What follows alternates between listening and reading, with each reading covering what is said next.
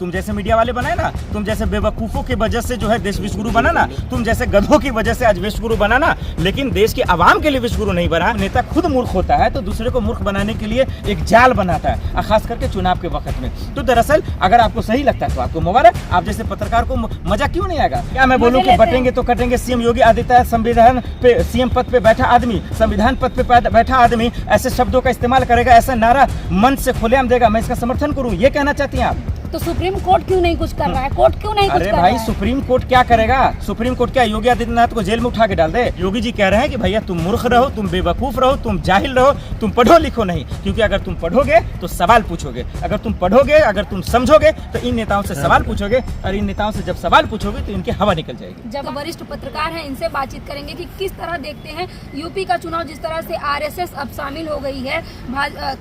लोग कहते थे कि भाजपा की टीम है, आरएसएस काम करती है भाजपा के, लेकिन अब साफ हो गया है कि भाजपा और आरएसएस मिले हैं, पार्टी हुई है, मीटिंग हुई है। सर क्या कहेंगे? देखिए, बहुत शुक्रिया, इसमें कोई शक नहीं है। अनुराग भाई ने अभी बताया, आप खुल्लम खुल्ला बोल क्यों नहीं देते हैं कि आप दरअसल इस धरती पे या इस सरकार पे आई इसलिए कि हिंदू मुसलमान करना है? आप बता दीजिए ना कि आपकी औकात नहीं है, आपकी हिम्मत नहीं है, दरअसल आप बात करना ही नहीं चाहते कलम पे, आप बात करना ही नहीं चाहते किताब पे, आपको रोजी रोटी से कोई फर्क नहीं पड़ता, किसी के रोजगार से फर्क नहीं पड़ता, तो क्या आप चुनाव सिर्फ धर्म के नाम पर लड़ना चाहते हैं? खुल्लम खुल्ला बता दीजिए, बोल दीजिए। तो चुनाव आयोग को बोल दीजिए कि जाके बिस्तर पर चुपचाप सो जाए, क्योंकि हमारे संविधान में, हमारे लोकतंत्र में चुनाव के दौरान ये बात करने की, बोलने की जरूरत ही नहीं है कि भाई साहब आप धार्मिक चीजों पे चुनाव लड़ ही नहीं सकते, आप हिंदू मुसलमान का चुनाव लड़ ही नहीं सकते। आपको चुनाव लड़ना ही इसलिए है ताकि चाहे यूपी हो, चाहे हिंदुस्तान हो, या कोई जिला हो, या कोई कॉलोनी हो, कोई गाँव हो, उसकी तरक्की के लिए, उसके विकास के लिए। लेकिन आज मूर्ख नेता, जाहिल नेता, इनको भी पता है और देश की जनता को मूर्ख बनाने के लिए ये धर्म के लिए गठन करते हैं, धर्म के लिए मीटिंग करते हैं, धर्म के लिए बैठक करते हैं। आरएसएस बीजेपी का यहाँ मसला नहीं है, सवाल हिंदुस्तान की आवाम का है, यूपी की आवाम का है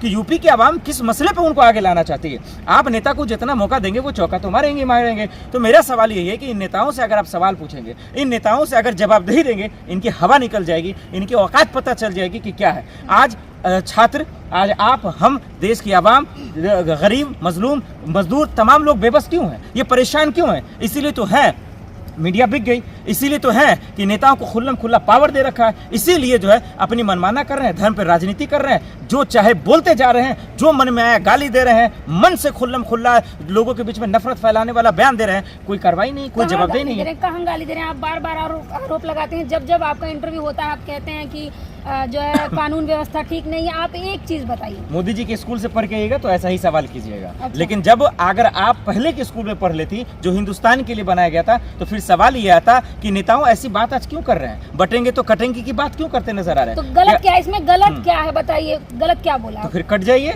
बट जाइए, जाइए, मुसलमानों के साथ मत रहिए, मुसलमानों से बातचीत मत करिए, जाइए मुसलमानों के साथ खाना मत खाइए, मुसलमानों की दुकान से कपड़ा मत पहनिए, राशन मत लीजिए, उनसे बातचीत मत कीजिए। तो बोल दीजिए ना, इतना गुर्दा में दम है तो नाम लेके बोलने में इन नेताओं की फटती है। बस बटेंगे तो कटेंगे, इतना सस्पेंस बताया गया, फिर इनसे सवाल पूछेगा तो कहेगा भाई हमने सनातन को एक साथ रहने के लिए बात किया। भैया उल्लू मत समझो, जब नेता खुद मूर्ख होता है तो दूसरे को मूर्ख बनाने के लिए एक जाल बनाता है, खास करके चुनाव के वक्त में। तो दरअसल अगर आपको सही लगता है तो आपको मुबारक, आप जैसे पत्रकार को मजा क्यों नहीं आएगा? मिर्च मिलेगी, मसाला मिलेगा, फिर उसके बाद एक से बढ़कर एक एंगल लाएंगे, तो बागेश्वर बाबा आएंगे, चिमयानंद आएंगे, कुलदीप सिंह सेंगर आएगा, और ठीक अनुराग भाई ने कहा इनका जो है पूरा का पूरा गैंग आएगा। अब वो गैंग ऐसी नफरत फैलाएगा, आप लोग मजे लेंगे, लेते रहिए, लेकिन हिंदुस्तान का तरक्की ऐसे नहीं होगा। पत्रकार मजे लेते हैं, मजे ले ही रहे हैं, मजे आप कह रहे हैं बटेंगे तो कटेंगे, आप मजा ले ही रही हैं, आप बेवकूफी कर रही हैं, जवाब नहीं दे पाते हैं तो क्या जवाब चाहिए? क्या मैं बोलूं कि बटेंगे तो कटेंगे? सीएम योगी आदित्यनाथ संविधान पे, सीएम पद पे बैठा आदमी, संविधान पद पे बैठा आदमी ऐसे शब्दों का इस्तेमाल करेगा, ऐसा नारा मंच से खुलेआम देगा, मैं इसका समर्थन करूं, ये कहना चाहती हैं आप?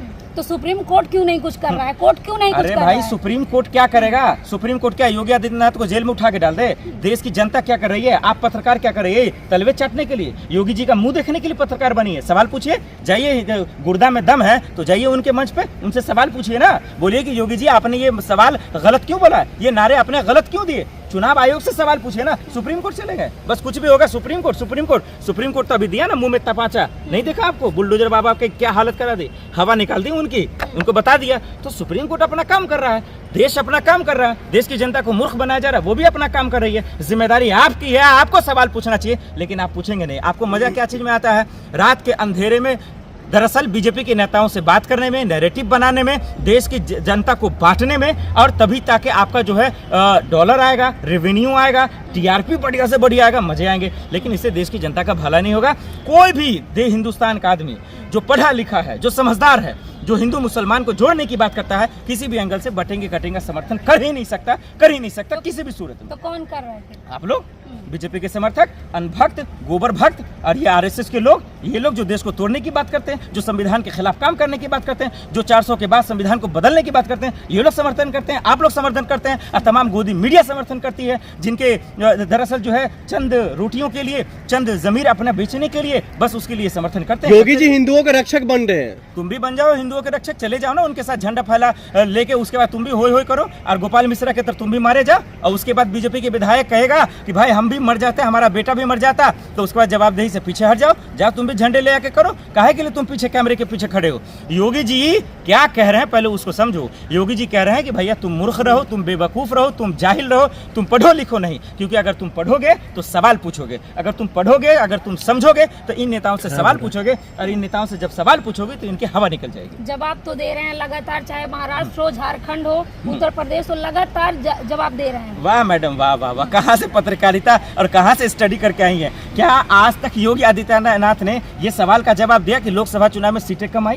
क्या आज तक उन्होंने बताया कि हाथरस में जो 150 के आसपास मां और बेटियां मर गई कुचलकर एक बाबा का पैर छूने के चक्कर में, क्या वो गिरफ्तार क्यों नहीं हुआ?